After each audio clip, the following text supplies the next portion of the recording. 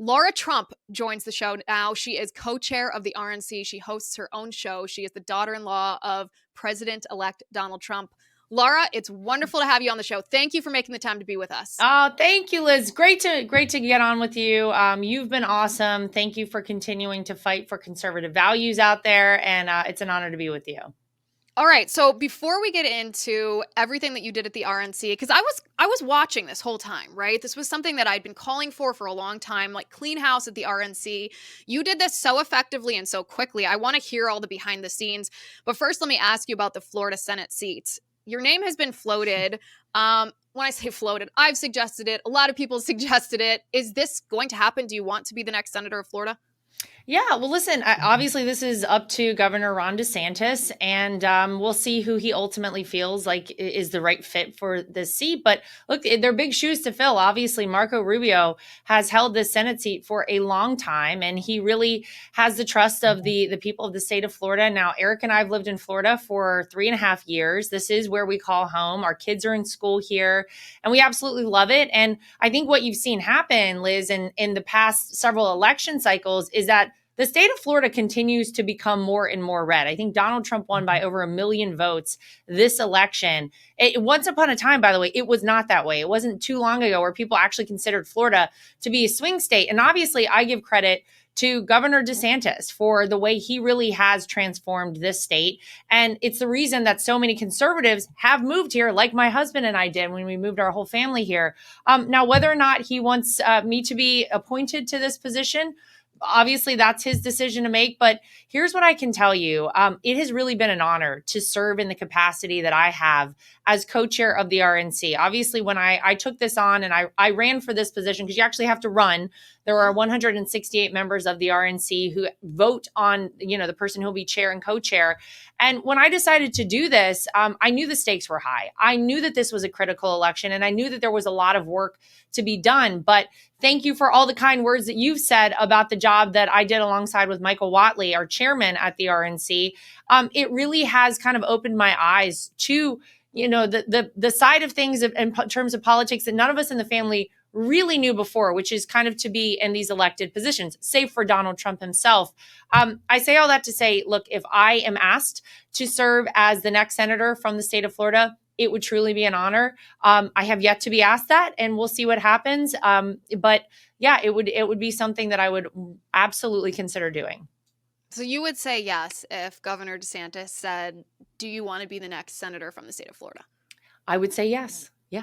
That makes me so happy. I mean, obviously encourage Governor DeSantis to talk to you about this and do this. Although I would hate to lose you as co-chair of the RNC. I know I've seen a lot of talk out there about that. People are like, don't let her leave the RNC. What is that principle that people get promoted out of positions? And it's like, wait a second, you did so well, we're going to promote you, but we need you here. Well, and by the way, that's very nice. That's really incredible that anyone says that, because there was a lot of work, certainly when we got into the RNC, and you kind of mentioned a lot of it.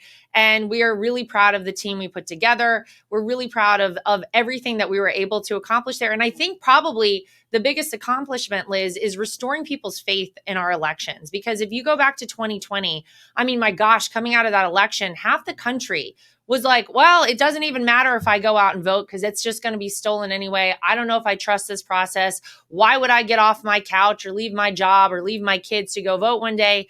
And I think it was really important that we restore the faith. And we really feel like we had a big hand in that at the RNC in this election. And so we're just proud of all the work that our team did. Well, listen, in the lead up to the election, a lot of people were asking me, what do you think is going to happen? Do you think Kamala's going to win? Do you think Trump's going to win? Give us your prediction. And I mean, we work in the media. This is kind of like our thing to give predictions. And this is what I would say. I would say Donald Trump will win if the election is free and fair.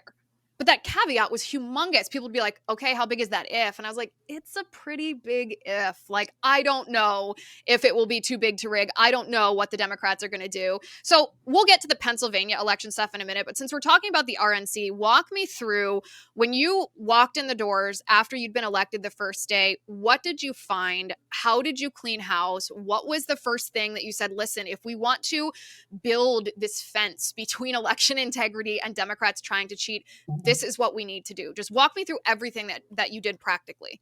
Well, I think there were people who had kind of been identified by us prior to our first days in the office, so to speak, at the RNC, who probably didn't necessarily need to have a job there anymore. And we really, I mean, look, if you look at what the RNC was doing prior to this election, the RNC was kind of trying to be too many things, I think, to too many people. And when you do that, you really can't adequately do anything, right? You're spreading yourself too thin. And so Michael Watley and I said, all right, what is it that we really need to focus on? And we really identified three things. We said we want to have a world-class convention, we want to get out the vote, and we want to protect the ballot. And we're going to focus on just those three things. And anyone who has ideas otherwise, quite frankly, maybe this isn't the right place for you. So we certainly restructured some of the staff there at the RNC, to say the least, initially. And then we really said, all right, if we are going to really make sure that this is a free, fair, and transparent election, then we have to talk about it. We have to get out there and we have to make sure that people understand that someone is watching and that there will be eyes every time a vote is cast and counted. And in the room, people who we can trust to say, things are going well in this district, things are not going well over here. And the way we said that we needed to do that is we felt like we had to go to every single battleground state and we had to get local media to cover the fact that we were going to have this huge election integrity push. So we opened offices all over the country, these election integrity offices where we actually train people, Liz, in terms of what you need to look for, how to be a poll watcher or a poll worker. These are people who are actually, physically there in the locations, hand you your ballot. They tell you what to do whenever you go in to vote. We could train those people. And so whenever we would open up one of these election integrity offices, Michael Watley, the chairman, would be there. I would be there. We had great people like Pam Bondi, the former AG of Florida. We had Matt Whitaker. We had a group of people who would go so that we could garner some local press, because not everybody, gets their news from the traditional sources of, the media apparatus, Fox News, MSNBC, CNN. They get local news. They might turn on their 6 o'clock or 11 o'clock news every day, and that's what they see on their local station. They don't have cable. And so we said, we've got to get this local media attention on this so that people know we're doing this work and they know someone is watching and they know that they can go out and vote and it will count and it will matter. And so that's sort of how we started it. And then we said, all right, we're going to have to get people to come be part of this team. We're going to recruit people. And we put a really lofty goal out for ourselves of 100,000 people to work in these polling locations as poll watchers and poll workers. And we got 230,000 people, Liz, at the end of this, trained as poll watchers and workers all across the country. We blew through the 100,000. And we were kind of nervous, to be honest, to kind of put that out there. And then on top of that, we also needed to get some lawyers. We had to have lawyers every time you had, in these swing states, you needed people there who were going to be watching, who could identify problems, who could directly, deal with those problems if they occurred. And we had 6,500 lawyers spread out across the country who we trained. And most of these people, by the way, were volunteer attorneys. We taught them election law, what they needed to know for that moment and for the day or the week that they might volunteer. And that's how we were able to ensure that we indeed had a free, fair, and transparent election. And then, of course, we had to get our low propensity voters out. We had a big operation. People were constantly saying, well, where's the ground game from the Trump campaign and the RNC? We're not hearing anything. You heard a lot of talk of that out there. But we knew who we had to get out. We had to get the people who hadn't voted in the past several election cycles. But we knew if they came out, they would vote Trump and they would vote Republicans down ballot. So we identified them, we door knocked them, we called them, and we got them out to vote. And they voted early, as we also tried to do a big push for. And obviously, we're very pleased with our outcome. Yeah, I mean, it's fascinating to hear you detail this, because this is, I mean, what you're describing is a massive operation. This is not just walking into an office and firing employees that are wasting time and money. This is a huge, huge undertaking. I know some of the lawyers that worked for you. Almost every smart conservative attorney that works in the media and politics was part of this, which is to say a lot of very impressive people were part of this. Talk to me about the low propensity voter thing. I find this fascinating. I think that the Trump campaign did something this time that's trailblazing, that's never been done before, and that is go on the podcast circuit. Yeah. So we're talking Theo Vaughn, we're talking Sean Ryan, of course, Joe Rogan. And the reason I found this fascinating is because there seems to be this battle always, every election cycle, for the so-called suburban woman vote. And yet the actual ignored voter out there are younger men. men in their 20s and 30s who listen to these podcasts, not because they're necessarily political, but just because it's a bunch of dudes shooting the breeze, talking about things that they care about, some things fun, some things a little more profound. This was really interesting, and I want to hear where this idea came from, how it came into play. Tell me a little bit about what from your end, from the president-elect's end, how that happened. Well, I think Donald Trump has been non-traditional in his campaigning. And you saw that, Liz, starting back in 2016, and I would say even 2015, before he became the Republican nominee. Look, the way he used social media, Facebook in particular, in that election, I think was masterful. And I think it really did catch the other side off guard. And they said, oh my gosh, look how Donald Trump utilized Facebook to engage with people in a way that we've never seen in politics before. And you wonder why they cracked down so hard on all of the social media, why everything changed in 2020 and the years after 2016 in that election. I think probably had a lot to do with the fact that Donald Trump, he played it masterfully when it came to social media. Likewise, I think this election, what became very apparent to the team around Donald Trump and to Donald Trump himself was that the podcast circuit is very powerful. I just said that we would try to get local media whenever we would go to open up these offices around the country. But most people now are not getting their news from the traditional sources. They are getting their information and their news and whatever it is that they're checking out there. It's coming from podcasts. It's coming from these different outlets. And I think it's huge. And I think it was incredibly powerful, obviously, in this election. And so initially with my father-in-law, I think he sometimes is a little bit reluctant to go down that path. But I'll tell you who I think actually helped convince him was Barron.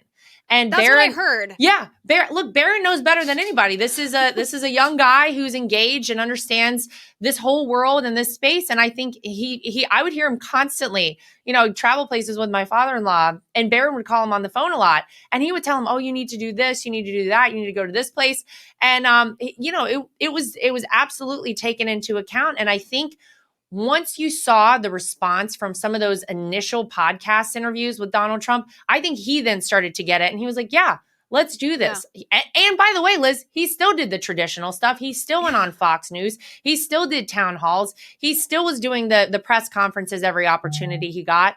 But he understood very early on that was going to be a real key and a powerful tool for him. And indeed, it seems like it worked out. And that's what we were told. We had, we have sources nearby to Donald Trump, if you will. And that's what we were told, like, hey, whose idea was this to go on the podcast? And they were like, Barron's. It was Barron's. And I love that because he's actually in that demographic. Isn't he 18 or 19 now? Who better to ask than, what do you listen to? Where do you get your news? What influences you? I love that so much. It also shows the family aspect, which I have always appreciated of Donald Trump, how he interacts with his children and the family relationships that he has, that he listens. He listens. And I love that. He does. And he does. He takes advice. By the way, this is the one thing people get wrong about Donald Trump. They think he's just this, rules with an iron fist. Obviously they called him a dictator prior to November 5th. Funny, Liz, how I haven't heard a lot of talk like that recently. But I digress. The truth is Donald Trump loves to seek opinions of people with whom he surrounds himself. And he takes them all into consideration and account, and he wants to hear from everybody. And then obviously he's the one who ultimately makes the decision. But any notion that he's just out there, doing his own thing and not listening to the thoughts or opinions of anybody is absolutely wrong. I think it's one of his great strengths that he actually talks to everyone in a room, even the person who doesn't think they're going to be asked something from Donald Trump. He'll see you in the back and he'll say, what do you think of things? And people are kind of like, oh, but I think it's great. And he's always done that. And people often get that wrong about him. Well, he's surrounded himself with a great group of cabinet level advisors now, cabinet secretaries. I'm all about this disruptor thing. We've talked about this on the show the last couple of days. We can get to that in a minute too. But let me ask you, on election night, I myself was there's so much anticipation for this, right? You don't know what's going to happen. I didn't let myself believe that it was real. Even as we saw these bellwether counties showing this landslide for Trump, I did not let myself pop the champagne until the swing states were actually being called. So I was holding myself back a little bit. But man, once Georgia came down, once Pennsylvania, I was like, oh my goodness, we did it. This is real. This is happening. What was that moment like for you? When did you realize that, okay, Donald Trump has actually won this election? Yeah, I think you're right. We all felt that way because look, we were really burned. you Yeah. can't look back at 2020 and say that we don't have some like PTSD Yeah. from that experience. We all do. So yeah, I think it was probably around the time that we knew that North Carolina, Georgia were looking really solid, and every indication we had in Pennsylvania was that it indeed was going to go for Trump. But I'll be honest, I was so exhausted.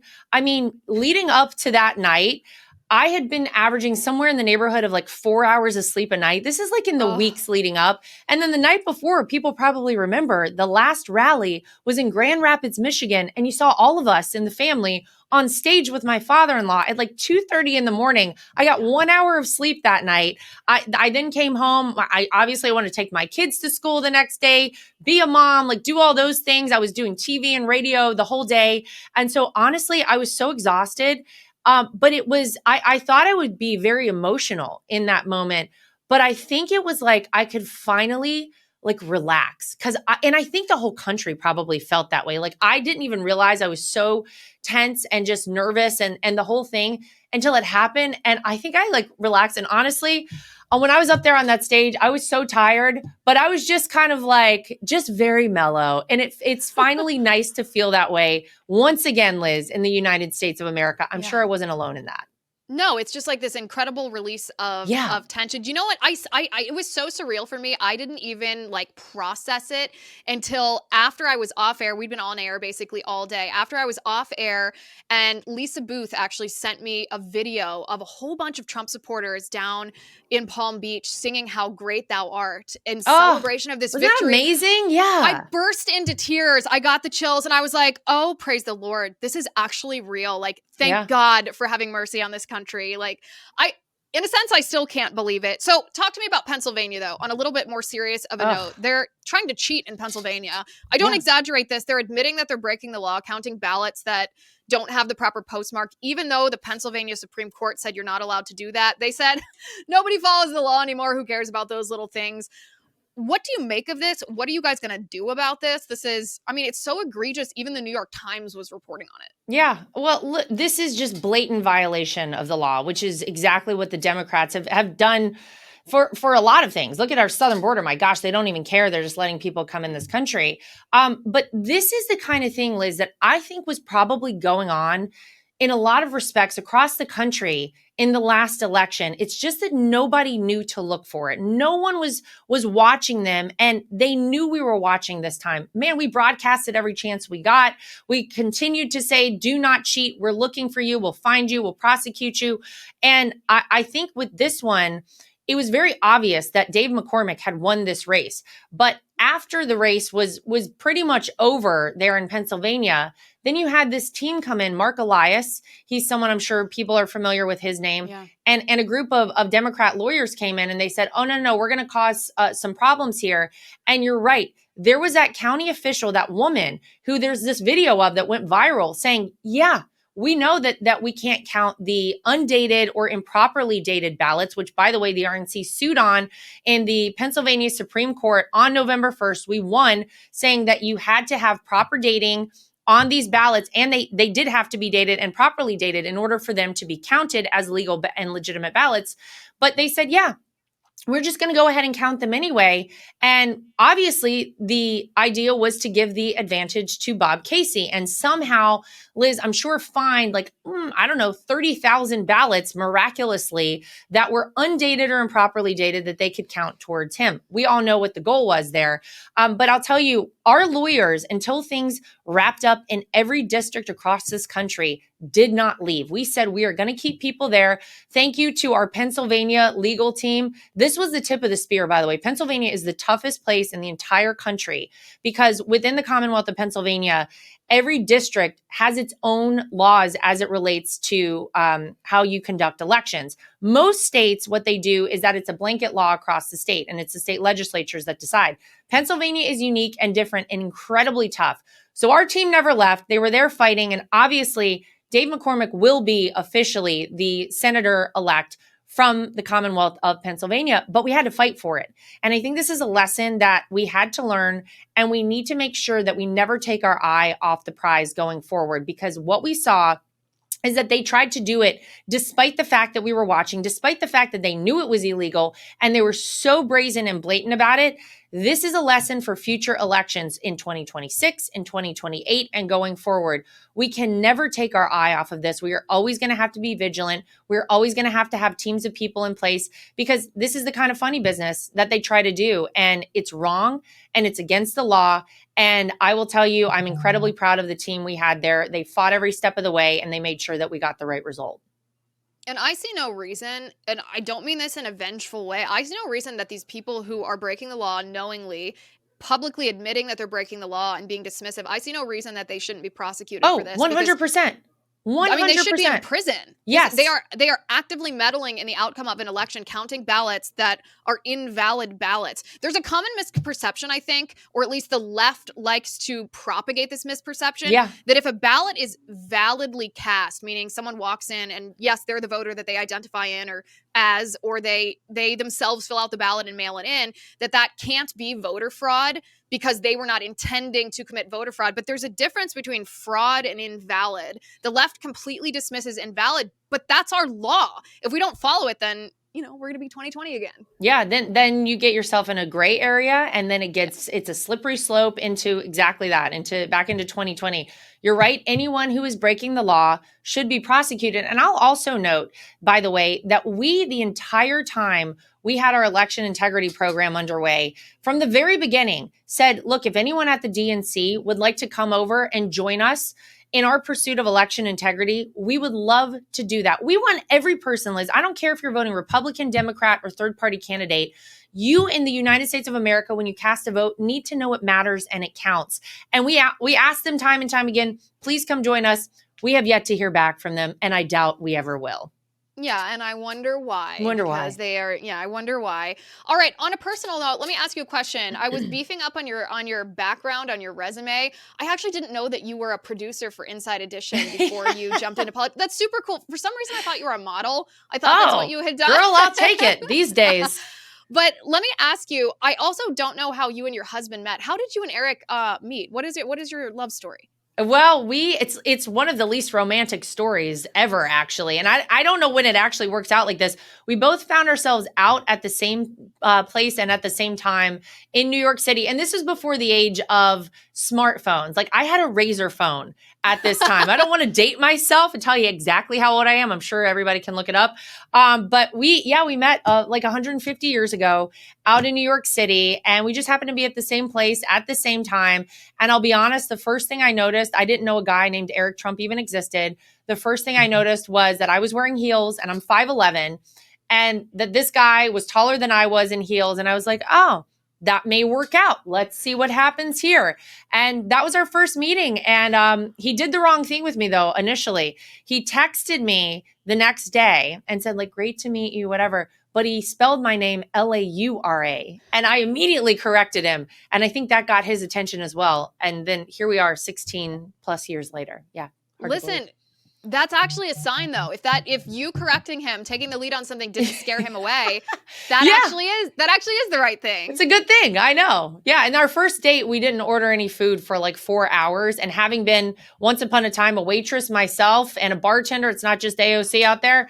I remember people who would come in and sit at my table for like 4 hours and not order. And I felt so bad for our waitress. I was like, God, I hope this guy leaves her a really good tip, because you need to flip that table, get somebody else in there so you can make money that night. But we were having such a great conversation. And he was, honestly, I was kind of surprised, because you have a certain expectation of what someone with the last name Trump may be like. I was shocked. Eric was very normal for having that last name, down to earth, all the things that I would look for in a potential future husband. He checked all those boxes that night, and lucky for him, here we are 2 kids later. Yeah, and you just had your 10-year anniversary, I saw, which is wonderful. Congratulations. Listen, I know you have a hard out at 1:30. Thank you for being on the show. We really appreciate you coming on here. Keep us updated on, the Florida Senate seats. Everyone on this show I know is going to be giving a little shout out to Governor DeSantis, especially those residents of Florida watching this show. And we will talk to you soon. We're so impressed with what you did. I've said this a million times. I think you're one of the unsung heroes of the Trump victory. And we thank you for that. Truly. Thank you. Thank you. Great to be with you, Liz. And I appreciate all of it. And this is only the beginning of the new RNC. There will be more to come and future wins in our future. I can't wait. Thank goodness. Thank goodness. All right, ladies and gentlemen, Lara Trump.